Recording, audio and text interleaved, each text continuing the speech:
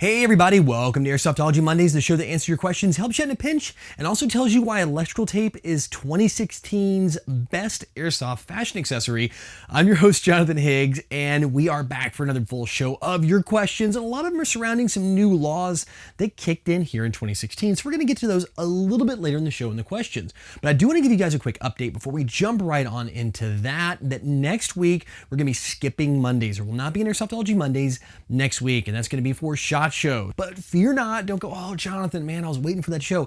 We're going to have a ton of SHOT Show stuff in place of that. Actually, I'll be at Range Day shooting a whole bunch of cool new guns that I'm going to show you guys. If there's something special you want to see me shoot in the real world, let me know down there in the comments. And then, of course, on Tuesday through Friday is the show itself, full of everything Airsoft related. I mean, all the new stuff that's coming out, updates to older products, they're going to be getting a refresh, and everything in between. So please stay tuned here on the channel. And I want to say a big, huge thanks to SS Airsoft for allowing that trip to happen. And those guys are helping me get out there so I can bring all this stuff back to you. And it's going to be semi-live from the show floor, meaning I'm going to be recording from the booth and uploading immediately from the show floor so you guys can see what I'm seeing within minutes of it happening. I'm going to also ask you at that same time what you want me to really dive deep on while I'm in there. So make sure to stay tuned right here at airsoftology.com so you can be a part of SHOT Show 2016. But enough about the show. Let's dive on into all those crazy laws in the Palco mail call.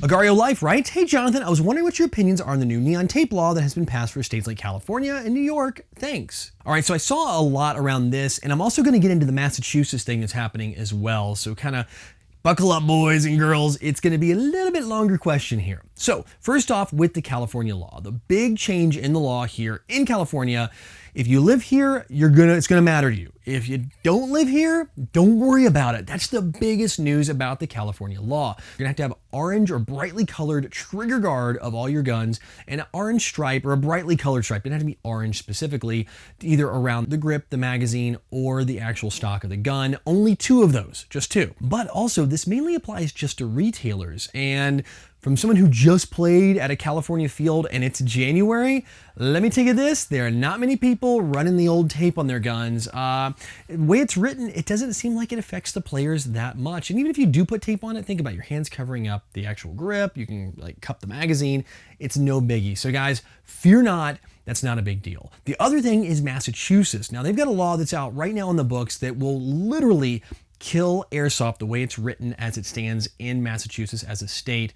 So it basically says if it's an imitation firearm, which airsoft guns are being lumped into there along with a bunch of other things, then it has to have a big orange stripe down the entire barrel, like link to link, not a wrap like California. It has to be permanent, not adhesive like California.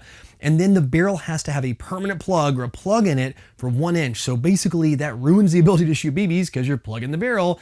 So it's a kind of a big deal, guys. This one could be a state killer. We've seen some cities like New York City outlaw airsoft guns. So the city of New York, not the state, outlaws airsoft guns, but I've never seen one hit a state improper like this. So if you guys are in the Mass area or near it, please hit it up. I have a link to the bill information down there below so you guys can read all the details. Like all laws, it's kind of muddy, but I want to get you guys up to speed that just because the California law kind of went through okay, doesn't mean airsoft still isn't under attack across the US. Jackson Smith's back with, hey Jonathan, it's me again, and I have an important question.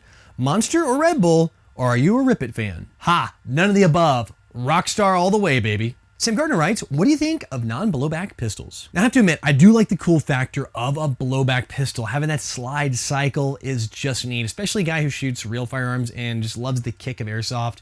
I really enjoy that. That said, non-blowback pistols are also really good. In fact, they're extremely efficient, especially if you're using like CO2 or even green gas, whichever one it is. They work fantastic. You can get way more shots because all the power is sending the BB down the barrel versus making the slide move as well. So I'm a big fan of those too. Elite Force actually has an HK45 in both, and I actually have both of those, the non-blowback CO2 version and then the green gas version.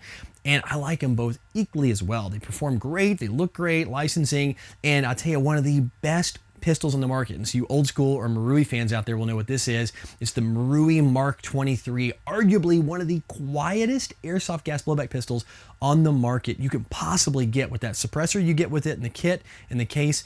you can really squeeze off some incredibly mouse whisper shots. So if you're in the sniper class, you like to play that role, that may be a great pistol to pick up. So one of my favorite pistols on the market ever was a non-blowback pistol. So for me, I love them, and I think if you're gonna get something that is really efficient, and you wanna save some money on green gas and CO2, absolutely go that direction.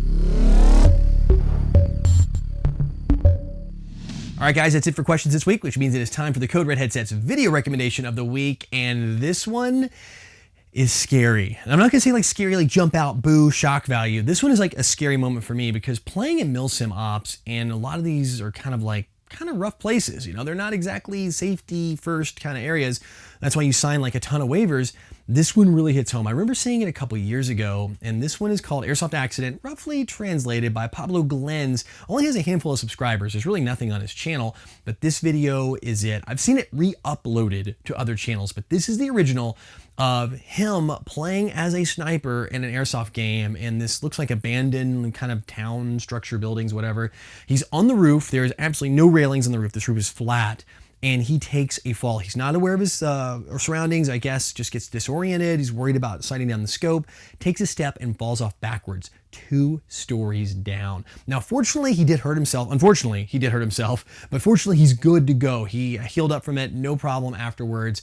But this one does serve as a reminder that airsoft can be a little dangerous, especially if you're playing in the old milsim world, just to be mindful of your surroundings. But even though that, I think it's a great video to watch just to kind of warn you about the safety and also kind of see what goes on in airsoft in other countries. So if you guys haven't checked this one out, definitely give it a look. It's Pablo Glens. I have a link over to the channel and the video in the description below. Well, guys, that is it for this week. Don't forget we're taking next week off, which means you have 2 weeks to get all your good questions down there in the comment section for the next show. And remember, if you guys don't get your question on the show, don't be discouraged. I get so many great ones. Just keep putting them down there. Keep voting up your favorites because that matters a lot too.